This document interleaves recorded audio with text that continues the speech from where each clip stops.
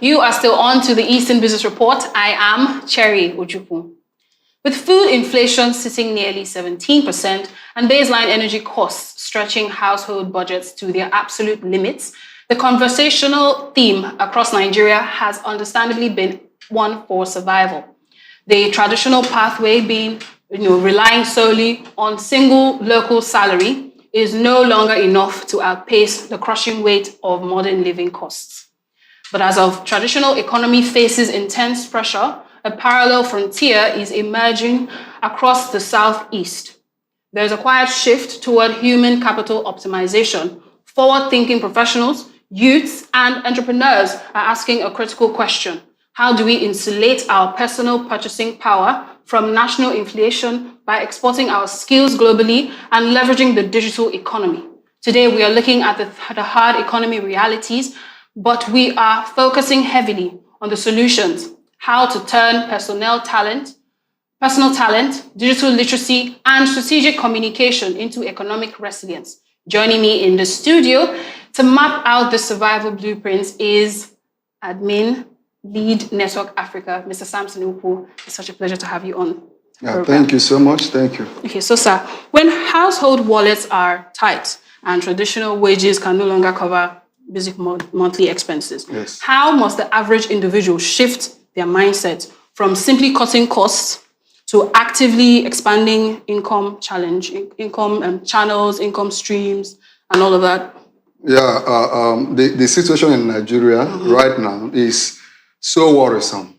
I mean, the cost of living is choking the living, right? Before we normally say, God, give us our daily bread. Right now, even getting the bread is so difficult because even the highest currency in the country, 1,000 naira is the highest currency, cannot even afford a loaf of bread, right? And when maybe you are a parent, a family of father, mother, and 2 kids, now almost finding it very difficult for basic things, right? Rent, feeding, tuition, transportation, health, is so much on families. And that is why you see men, the fathers are on a lot of pressure, right? I normally recommend for wives to make it very easy for men right now because the pressure on fathers is much right now. And also mothers, the time of Oriako has passed. We used to have a time where you marry a wife and the wife just try to manage the akko that the man is making. But right now, it's so difficult for the man to even make the akko now. So there's almost nothing to manage. So everybody now is on the streets. Even the mother, the father. Right now, it's almost difficult for you to see somebody talking about two months or 1 month honeymoon. Right now, and after the wedding, everybody is hustling. Right, because expenses, you cannot wish them away. You cannot pray them away. Yeah. You cannot think them away. So every hand must be on the deck to bring in more income into the family. And one of the core aspects that I often recommend to people is beyond working hard, right? We must think beyond what we are currently doing to other things we can do given the resources we have at our disposal in this current dispensation. For instance, if somebody has a shop, I normally like to talk about people that make clothes, make shoes, and all the rest. You have a shop, say in Ogbete or in Garuki or in Aba, and the normal method before now is you wait for customers to come to your shop to buy. But because of the economy, things are really difficult. Why can't we now explore the online space? Right, so we must begin to think hybrid. Yeah. Those that are working offline must complement it with online, right? Those that are also working online must also begin to look offline. So this complementary works because the fact that the economy is tight doesn't stop the fact that people are still spending money. People are still sewing clothes. People are still sewing asebi. People are still partying, right? People are still burning cash every day, right? So reposition yourself from thinking that your customers are just those that are around within your location. You can begin to explore customers outside your state, outside Enugu, right? These things are possible. So instead of just focusing on saying a customer adero, right? Because you expect the customers to walk into your shop, understand that the digital economy has revolutionized business and marketing. So why not bring your shop online? And it's very easy. It's almost not expensive. You don't need money to have a Facebook page, right, for your business. So have a Facebook page for your business. Snap those clothes you are making, the shoes you are making, post it online. And if you can afford 20 to 30,000, you can run ads, and customers will come. Right, so that is one of the areas I must recommend to everybody.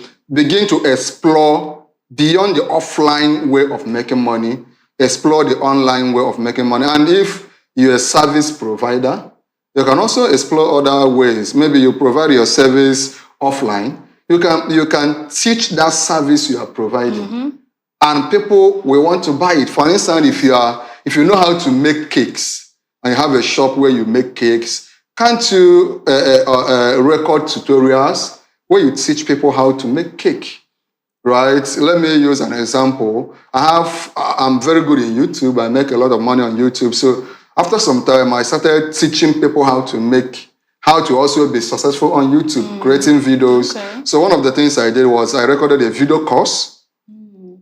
It doesn't take much with my phone.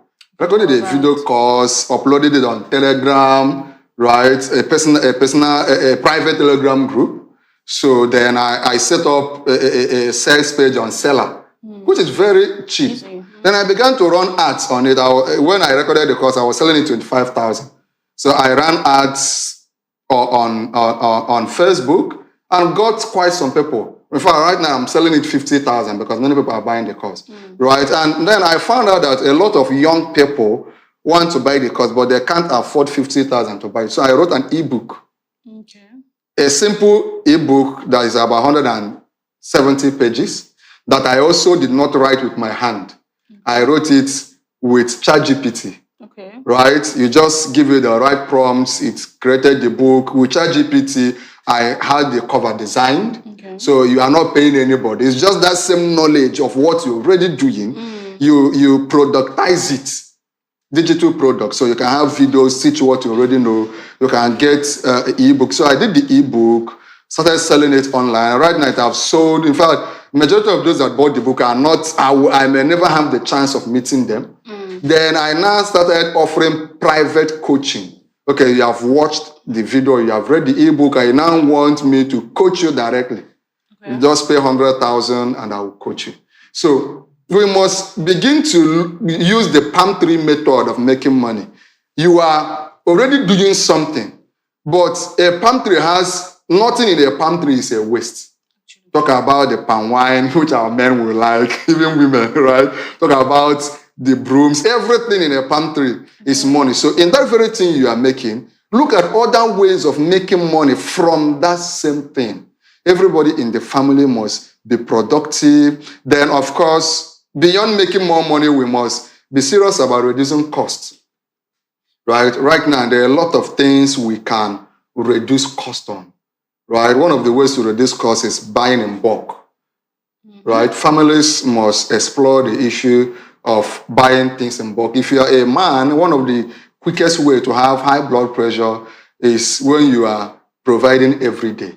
Like when they want to cook soup, they come to you and say, we want to cook egusi soup today, give us 7,000 or 6,000, and you provide tomorrow another one. But if you know as a man how much you make in a month, you could actually budget for the month ahead of time. So that you or your spouse or your house help, anybody, goes to the market and buy in bulk. For instance, let's be practical, instead of going to the market to buy 2 cups of egusi, and you do that on a daily or 2-day basis, why not buy a penta that we can buy for 6,000 to 7,000 and use it throughout the month, right? Instead of going to the market every time you are buying beef or chicken, why not just buy, you know what you use and your income, so you begin to buy things in bulk. These things will help you to survive the trying times. Because while we wait for the government to do the right thing, we must also be alive. And part of being alive is making more money and trying to spend only on things that you must spend on, right? There are also some expenses that you can cut off, right? Things like unnecessary ashwabi, especially for women, right? There are some things that you can, there are needs. Needs are things you must spend money on for the family to thrive, but there are also things you can begin to limit spending on them or withdraw spending on them entirely. Okay, so I had questions, but from everything you've been saying, you've been answering them one by one. So I'm going to skip to the educational sector. Yeah. Right. So with the cost of living skyrocketing, private schools' tuitions are rising. Yeah. Parents and are we can't blame them. Parents are feeling the pinch. Yes. So what cost-effective strategies can private school operators, adopt to maintain quality without, the pricing going up and families trying to withdraw their kids from school just because they can't meet up? School sector is a sector where you can't afford to reduce quality. Because what actually thrives a school is quality. The quality of the environment, the quality of the teachers, the quality, everything is quality. Because we are dealing with the next generation. So we can't compromise quality. And even at this moment, the cost of operating a private school is very high. Because if you have a staff that maybe your least paid staff, you're paying the person 70 to 80,000, and the person's transport before the APC issue happened, right? And the person's transport for a month was 20 to 25,000. That means the person's take home after transport was 50 to 55,000. But because of the high cost of transportation, you now have to increase the person's salary to 100, 110, 120 because you want to retain the person. Remember, getting quality teachers now is very difficult because many people don't want to teach. So the one we have as private school operators, we don't want to lose them. Therefore, we must increase their salary. Because of that, and school sector is staff intensive, right? So you have several staff, you are doing a salary increment for them across board. In fact, right now, you do increment for them, and before you know, the price of fuel increases, the price of rent increases, and all the rest. So they still have to come back to you some of the time to also ask for increment, and because you don't want to lose them. If you lose them, will you enter the class and start teaching this subject? So it is actually very difficult for school owners to reduce costs of operation. Some of us burn fuel, right? There are many schools that there is AC in all the classrooms, right? There are many schools that cannot operate if the televisions in the classrooms, especially in the nursery sections, are not on. So we still have to buy fuel, we still have to, the diesel, the AC has to work, basic things. Some of us that has school buses, right? These things, you cannot compromise on the standard if you want the school to work. So maybe the only place we can begin to look at reducing cost for parents will be in allowing them to reuse textbooks. Right? Maybe a parent has a pupil, a child in primary 1 and another in primary 2. So by the time the one in primary 1 is entering primary 2, you can allow the parents to actually use the textbooks because the cost of books now is so high. Right? The textbooks that the older child use in primary 2, instead of forcing them or making it mandatory for them to buy new ones entirely, can actually buy these ones. And then on the side of the parents, the law is cut your coat according to the available material, right? Instead of going to a school where you have to pay a school bus fee and all the rest, transportation fee, there may be other schools around your vicinity that your kids can even walk to. When we were growing up, there was nothing like school bus, right? When I watch my children go to school, of course, they go to my own school, they have a separate bag for their books. Then they have a separate bag for food, right? Right in our own time, there was nothing like that.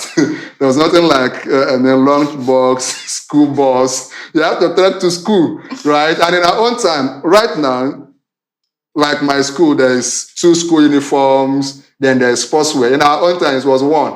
That one, that one is good for sports, good for inter-house day, good for everything, right? So parents must begin to look at schools around you instead of this paying for transportation, school bus services. Look for schools around you. If you search, there could be good schools around you that your parents, your children can go. It reduces the cost of transportation. There are schools around you that your kids can actually walk from your house to such place, or maybe you can also carry them, because if you check what it costs you to move them in the morning and bring them back, it's a lot. It's actually a lot, and not just calculating in terms of the finance, also in terms of money. Time, because you need to take time to take them to school, bring them back. So if you have a school closer to you, you can take them maybe a trackable distance, or just the cost of moving them will not be much. And this period that there is a lot of security concerns, right? Having your kids in a very far location is not very safe. So getting your kids very close to you is also very, very important. It reduces cost, and it's just the right thing to do. Okay, very well. So the Southeast has always relied on the informal apprenticeship system. That's the Igba boy. Yes. So to build wealth, how can we modernize the legacy system to include digital apprenticeships? Okay. Where you have youths learn digital marketing, content creation, and e-commerce alongside the traditional trading. I've always advocated hybrid method of doing business, right? Of course, you still learn under a master, depending on what you are doing, what you are interested in learning. So, but beyond that, we all have our phones. We can still go online. There is a plethora of opportunities. With your phone and YouTube, you can learn digital marketing. You can learn public speaking. See, right now, there is a lot of money that you can make with soft skills. It doesn't take much to learn how to be a content creator. No, it doesn't. Right? You just need to study these things. When I started my YouTube channel, I have 2 monetized YouTube channels. I've trained a lot of people doing well on YouTube. I did not know anything. I just got online. There's a lot of channels teaching how to do this. And so I began to take courses, read about it. Most of them are even free online. You don't need to pay. But there are some, if you need to get certified, you just pay. What is lacking oftentimes is not shortage of opportunities.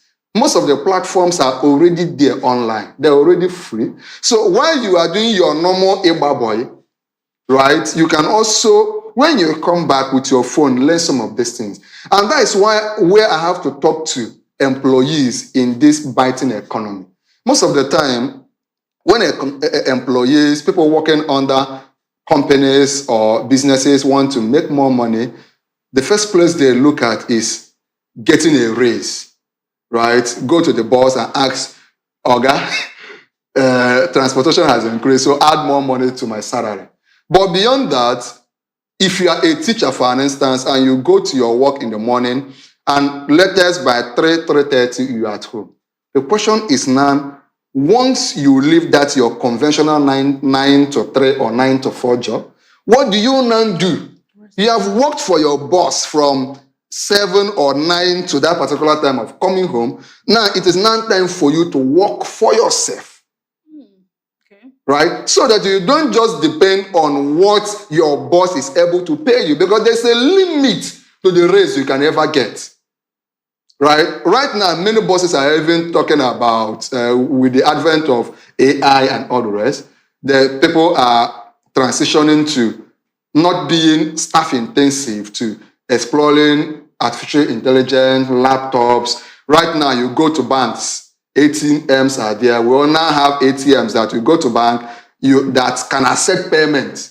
So there's many banks are downsizing, many schools are downsizing, and all the rest. So when you come back from work and you want to make money, take that as an opportunity to work for yourself. Maybe you may not need to have a physical business. You can explore digital means, right? And there are other businesses you can do, offline businesses you can do without quitting your job. You can be working in a place and still have a poultry farm. It can still be in your location. There are some people that have fish farms. In the morning, you go to your normal work, right? The fish is there. The poultry is growing. You don't need to be there for the poultry to grow, right? And also, instead of maybe you want to buy a car, instead of buying the very expensive ones, you can buy the cars that have a good fuel economy, right? That extra money, you can use it to start a side business. And how many businesses start is you have a normal job that you are doing every day, but when you come back, have a side business. As you are making your salary, making money from your normal job, a percentage of it should be going into your side hustle, your personal hustle. As you are growing in your job, your personal business should also be growing until it grows to a point that it can now employ you full time. So you now quit your job, become your own boss, maybe the only staff in that your business, and give it that same dedication you were giving to that your job. And by the time you do it for the next 1, 2, 3 years, you may be able to employ 1 or 2 more staff. Remember, it was your side hustle while you were working for your boss. But you dedicated a certain percentage of your time and your salary into that your side hustle, and give it time, it will grow. That is why some people say that salary is the bribe they pay you to forget your dreams. But that is very wrong. Salary is actually a leverage to you becoming your own boss. So your boss doesn't bribe you with salary. Your boss actually gives you a leverage with your salary to become your own boss. And that is why we must imbibe this culture of saving. Pay yourself first once your money comes. Right? But what we often do is, because these things are practical, we wait for the government to do the right thing. But even in the first world nations, even in the richest of nations, there are still poor people. And even in the poorest of nations, there are still wealthy people doing very well. So once the money comes in, remember to bring out a certain percentage before you spend. Pay your future first. Bring out a certain percentage, maybe 5%, maybe 10%, depending on how much you get and how big your goal is. Bring out a certain percentage, save it for some time, and invest it in your personal hustle. And like I've said, poultry farming, fish farming, you can have a small business around you. You can sell data online. I mean, you can become a vendor. There are some people, right now, you don't even need to have the inventory. Let's say you want to sell shoes. You don't need to have a pair of shoes stacked around, or you want to sell jewelries, right, for our ladies. You don't need to have it. You just go to the shops that already have it, take a picture with them, have a deal with them, then advertise it online. People will make purchases. Of course, they pay before you deliver. Get it, go to that shop, buy it, right? Then ship it to the person. I was doing that. I've done a lot of businesses. I've done organic farming, right? I've sold books, right? Before I started school, my school business, I've sold land, real estate, right? Right. And so to make money, you must have multiple ways. It doesn't have to be big, right? I've done MC. Right, I'm into public speaking. Right now, I'm a consultant for politicians. So you must have several ways of making money. This is very, very important. Wow, this session has been enlightening, motivating, inspirational. I mean, all of them, all back together. Yeah. And of course, if you really want to do this, that we keep saying, getting off this whole, economic hardship and stuff, we actually have to make the efforts. Yeah. We actually have to do what we have to do. Like you said, we don't have to stick to that where they say, your salary is what your boss pays you to forget your dreams. Yes. Use it as leverage to become your own boss. I'm learning from that. And God's going to help all of us. Amen. And that's the much that we can take on the Eastern Business Report. The Afia Business Morning returns tomorrow. Many thanks for staying with us. My name is Cherry Ojukwu. Bye for now.